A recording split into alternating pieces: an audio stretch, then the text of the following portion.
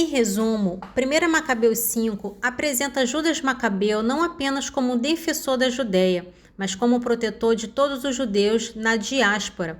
Suas expedições ousadas e vitoriosas na Idumeia, Galaade e Galileia demonstram sua perícia militar e a intervenção divina a seu favor.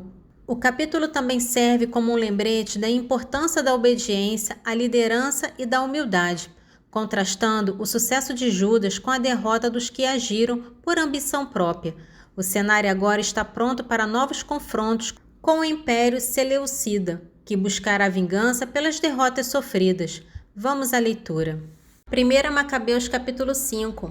Ora, ouvindo falar da reconstrução do altar e da restauração do templo, os povos circunvizinhos encolerizaram-se muito, e tomada a resolução de exterminar toda a raça de Jacó, que viviam entre eles, puseram-se a matá-los e a persegui-los.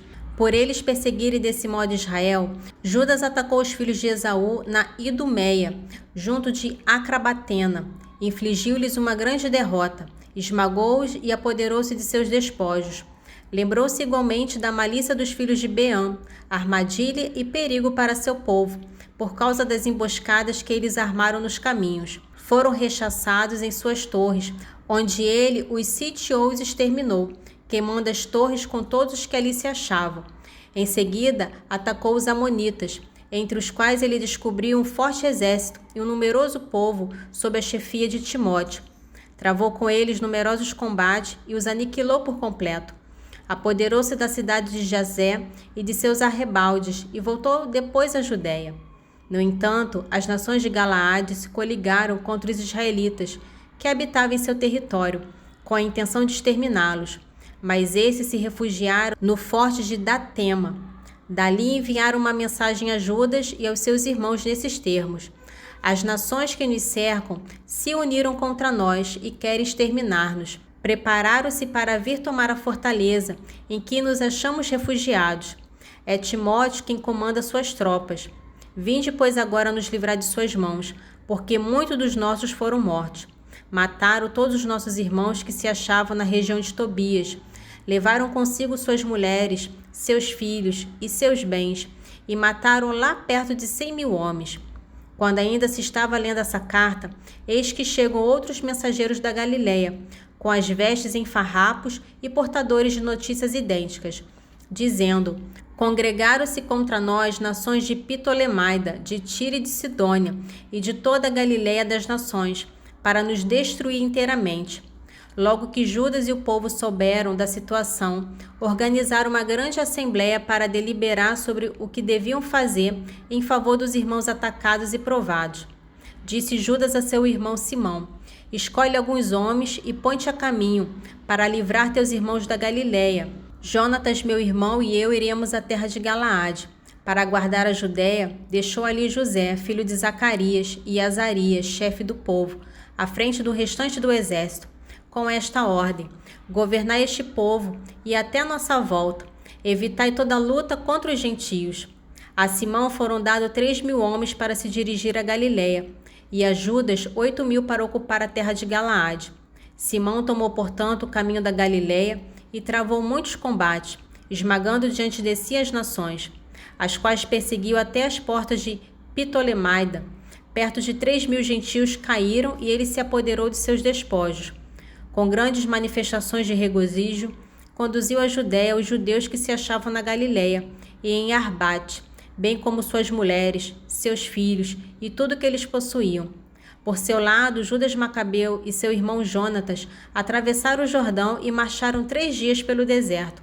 Encontraram-se com os nabateus, os quais se aproximaram deles pacificamente e lhes contaram tudo aquilo que tinha acontecido a seus irmãos em Galaade, dizendo que muitos dentre eles haviam sido encerrados em Bossora e em Bossó, em Casfo, em Macede e em Carnaim, todas elas cidades grandes e fortificadas. Eles estão também reunidos, acrescentaram eles, nas outras cidades de Galaade. Seus inimigos se preparam para atacar amanhã suas fortificações, apoderar-se deles e exterminá-los num só dia. Judas mudou de caminho e atravessou o deserto para alcançar Bossora de improviso. Tomou a cidade, mandou passar a fio de espada todos os homens.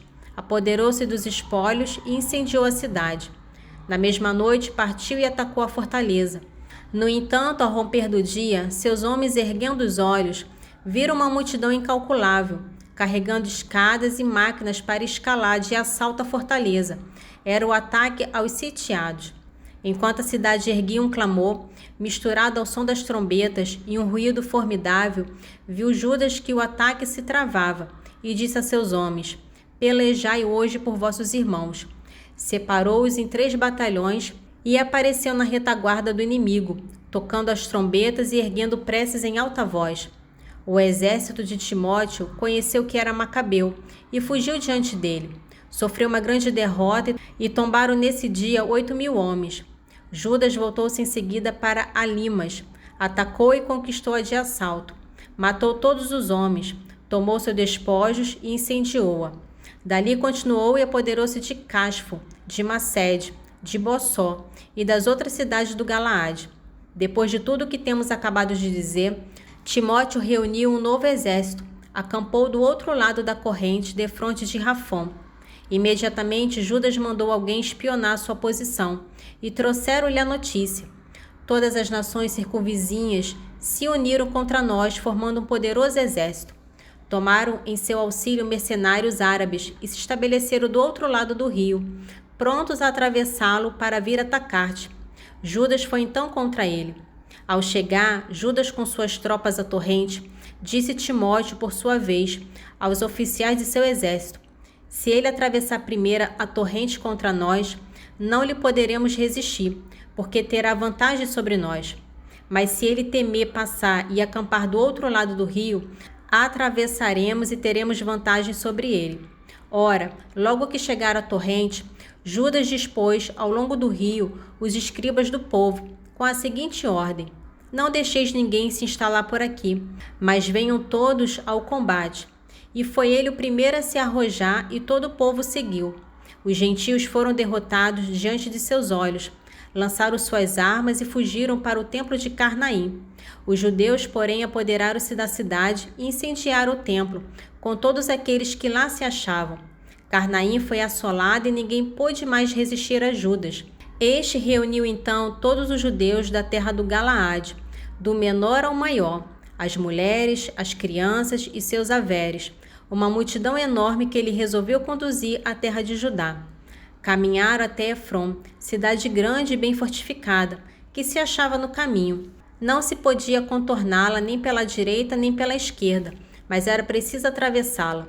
Os habitantes fecharam as portas e se entrincheiraram com pedras. Judas, todavia, enviou-lhes mensageiro com palavras de paz: atravessaremos vossa terra para irmos à nossa. Ninguém vos molestará, apenas queremos passar. Mas eles não lhe quiseram abrir o acesso. Então Judas ordenou que cada um de seu posto se dispusesse para a luta.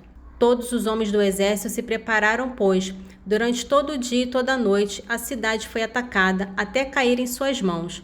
Passaram a fio de espada todos os homens, destruíram completamente a cidade, apoderaram-se dos espólios e atravessaram por cima dos seus cadáveres. Depois a caravana passou o Jordão, para chegar à grande planície em frente de Bet-Sam.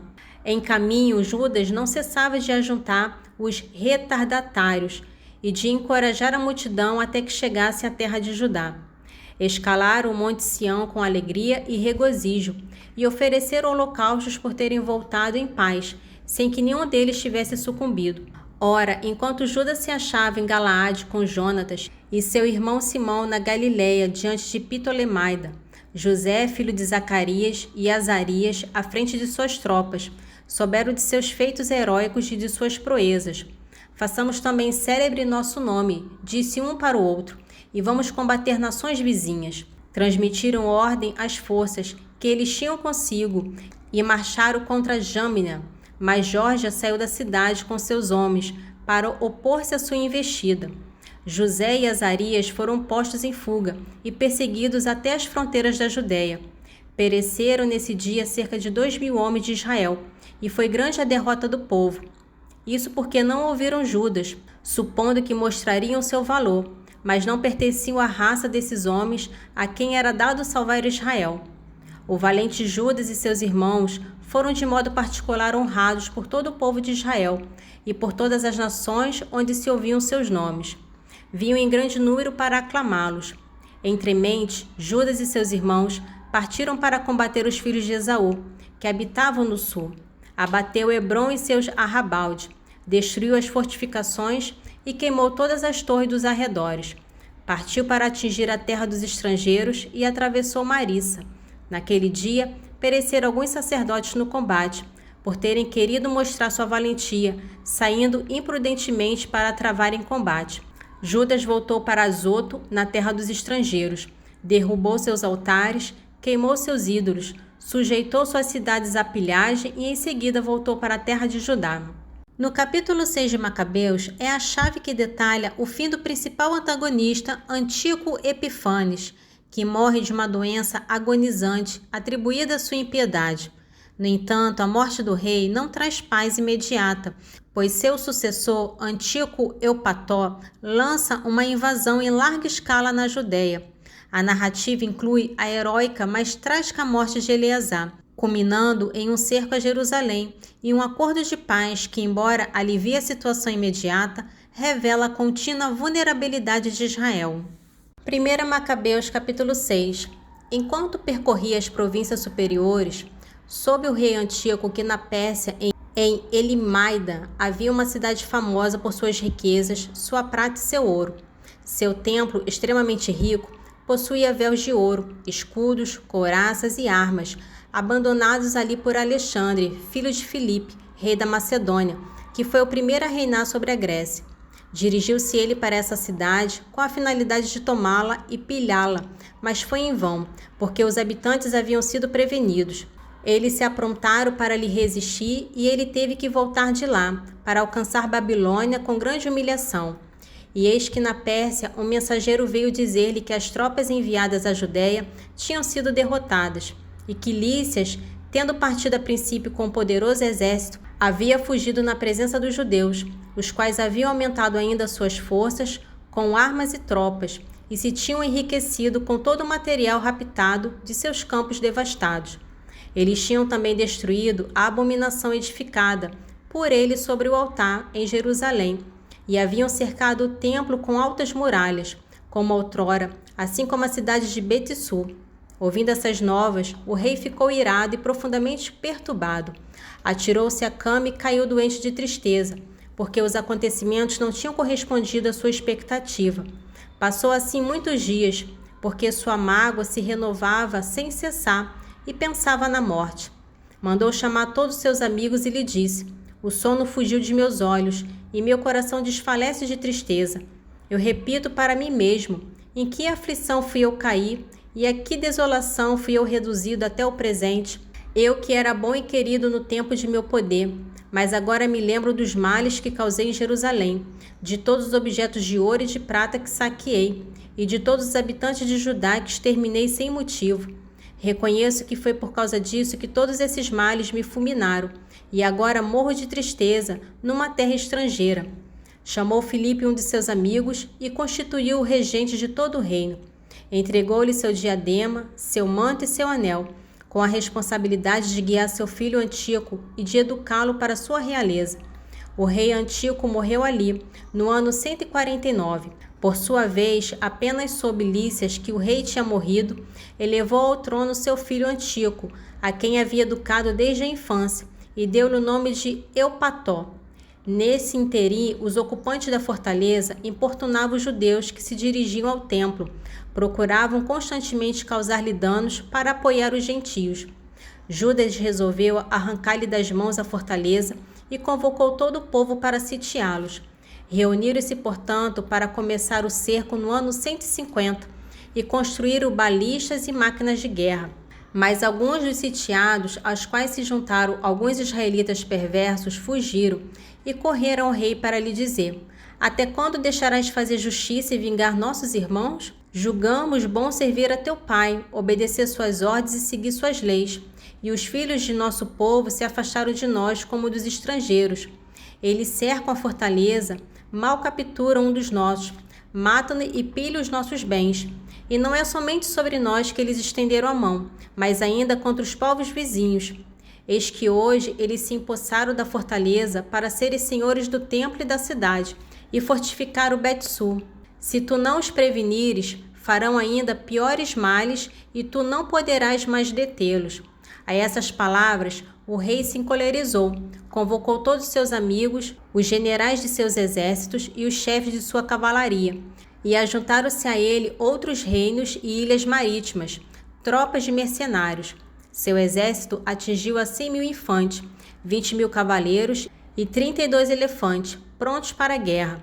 Atravessaram eles a Idumeia e acamparam diante de Bet-Sur, onde combateram por muito tempo. Construíram máquinas de guerra, mas os sitiados saíram e lançaram fogo, lutando com coragem. Abandonando a fortaleza, veio Judas estabelecer-se em Bet-Zacarias, defronte do campo de luta do rei. Ao amanhecer, levantou-se o rei e dirigiu impetuosamente suas tropas em direção a Bet-Zacarias. As forças se prepararam para o combate e soaram as trombetas. Mostraram aos elefantes sucos de uva e de amora para incitá-los ao combate. Foram repartidos nas falanges, pondo-se em volta de cada elefante 1.000 homens armados de cotas de malhas e de capacetes de bronze para a cabeça. 500 cavaleiros escolhidos estavam igualmente ao redor de cada animal. Esses cavaleiros tinham o costume de estar com o animal onde quer que ele estivesse e de ir aonde ele ia, sem jamais se afastarem dele. Sobre cada um havia também fortes torres de madeira, muito firmes e defendidas pelas máquinas. Sobre cada um havia também valentes guerreiros, que combatiam lá em cima, além do condutor indiano.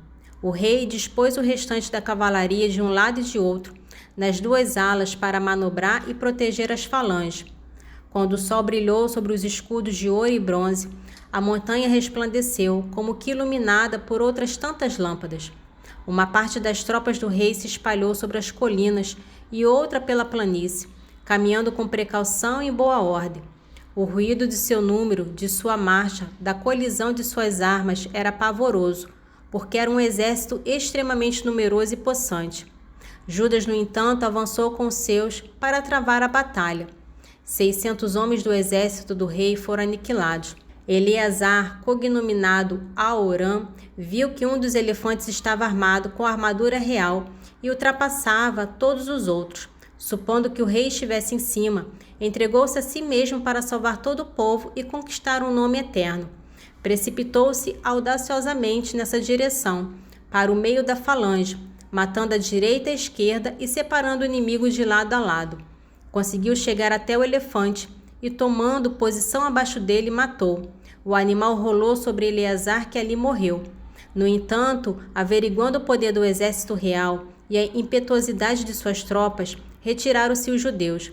Mas os soldados do rei subiram-lhe ao encontro até Jerusalém.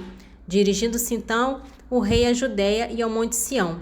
Fez um acordo de paz com os habitantes de Bet-Sur, porquanto estes saíram da cidade, porque já não tinham víveres para continuar ali, pois era o ano sabático.